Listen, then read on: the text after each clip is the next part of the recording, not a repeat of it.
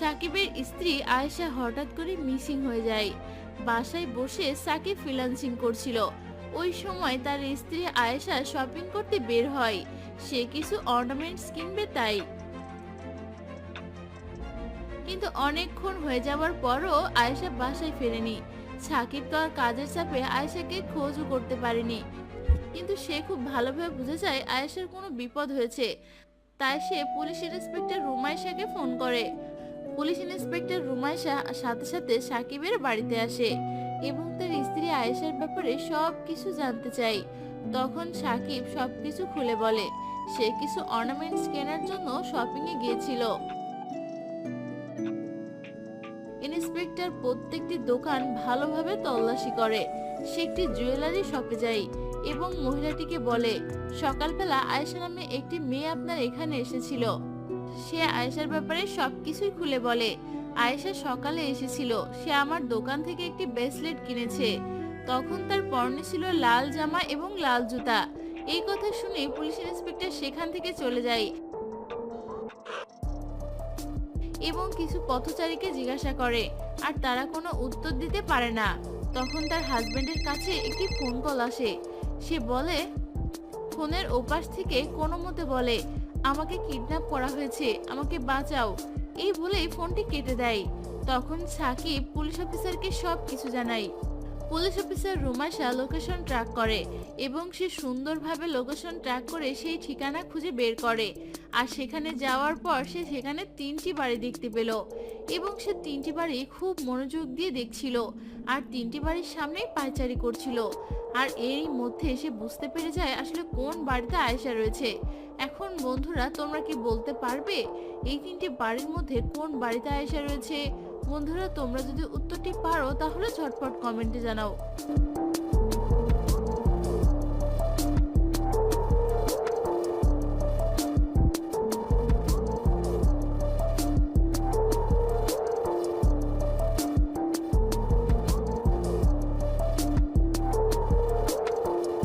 কি বন্ধুরা তোমরা কি পারলে? তোমরা একটু খেয়াল করে দেখো, এখানে আয়েশা রয়েছে প্রথম বাড়িতে, কারণ প্রথম বাড়ির গার্ডেনে একটি লাল জুতা পড়ে আছে।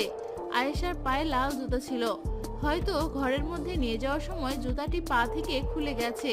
তো বন্ধুরা এটা থেকেই বোঝা যায় আয়েশা এই বাড়িতেই রয়েছে। চলো বন্ধুরা পরের প্রশ্নটি দেখে আসি।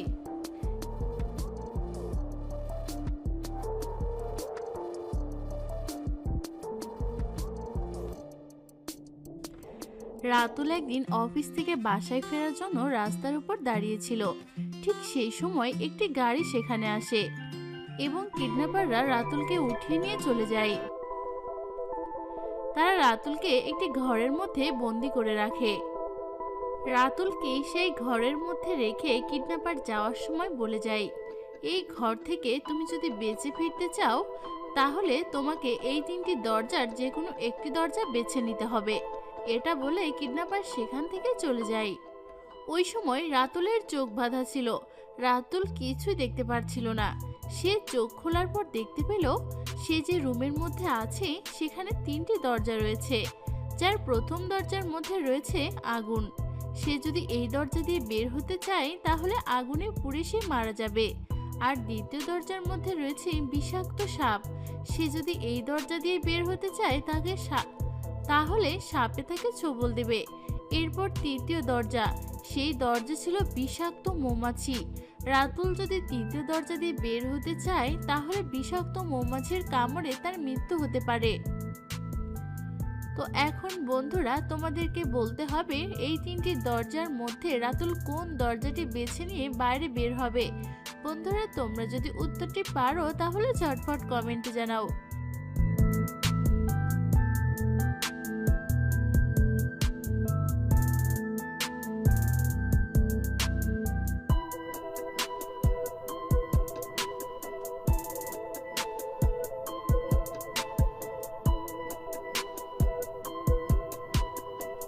কি বন্ধুরা তোমরা কি উত্তরটি পেরেছিলে? তোমরা একটু মনোযোগ দিয়ে দেখো, রাতুল যেই রুমের মধ্যে দাঁড়িয়ে আছে সেই রুমের মধ্যে একটি লাঠি আছে। রাতুলের উচিত হবে এই লাঠিটি হাতে নেওয়া এবং প্রথম দরজা থেকে আগুন নেওয়া এরপর সে তৃতীয় দরজার মৌমাছির গায়ে ধরবে, তখন সব মৌমাছি উড়ে যাবে।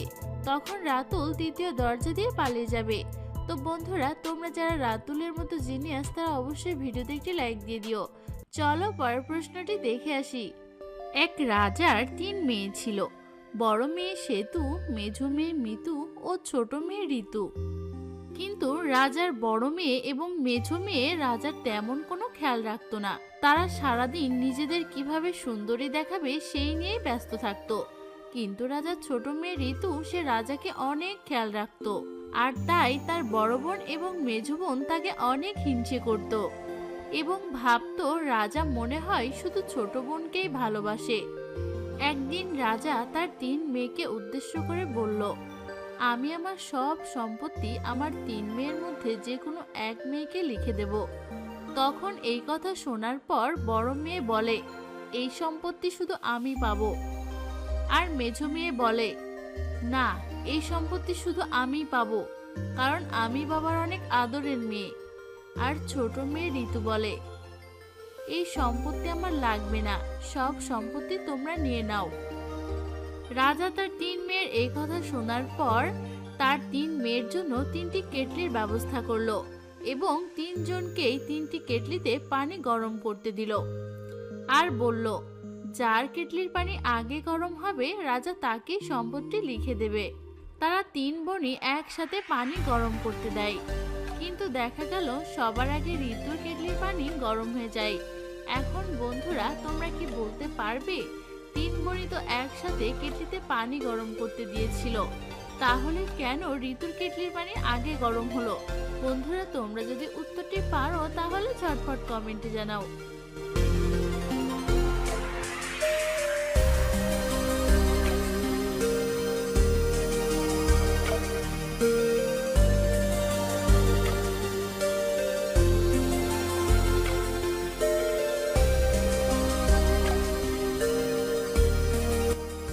বন্ধুরা, তোমরা কি উত্তরটি পেরেছিলে?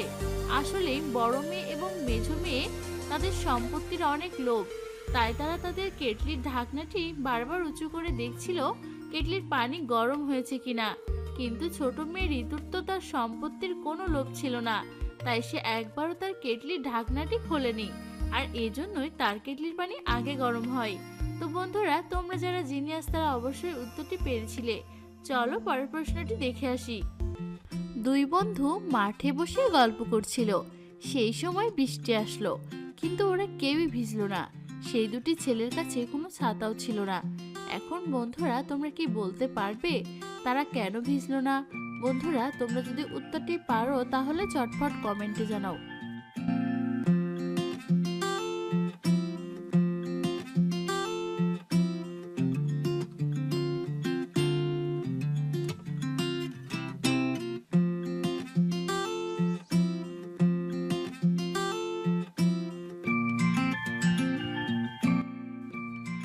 কি বন্ধুরা, তোমরা কি উত্তরটি পেরেছিলে?